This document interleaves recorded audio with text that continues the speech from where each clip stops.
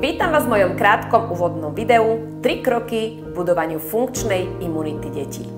Možno momentálne váhate, či sa vám oplatí investovať a zakúpiť si tento webinár, pretože o častej chorobnosti detí, o budovaniu funkčnej imunity detí ste už počuli mnoho informácií, no bohužiaľ s nulovým výsledkom a vaše dieťa je v neustálom kolotočí chorôb.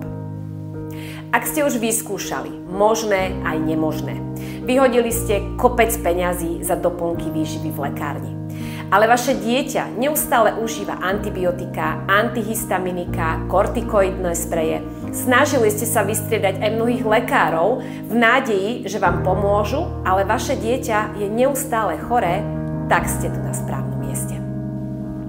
Mojím mentoringom úspešne prešlo viac ako 1000 mamičiek a viac ako 3000 detí. V mojom webinári nájdete kompletný návod na to, ako vybudovať funkčnú imunitu u detí, ako sa zbavíte častej chorobnosti detí, soplov, kašľov, laryngitídy, vírusových a bakteriálnych ochorení a takisto, ako predídete výberu nosných mandlí.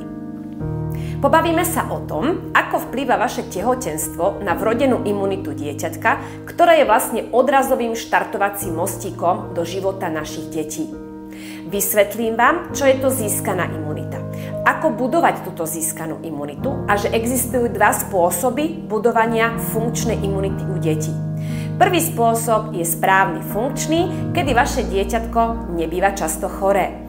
Druhý spôsob je tzv. Devastácia imunity alebo nefunkčný spôsob, to znamená časté užívanie antibiotík a rôznych chemických koktejlov alebo bohužiaľ vyhadzovanie množstva peňazí za doplnky výživy v nádeji, že to dieťatko bude zdravé.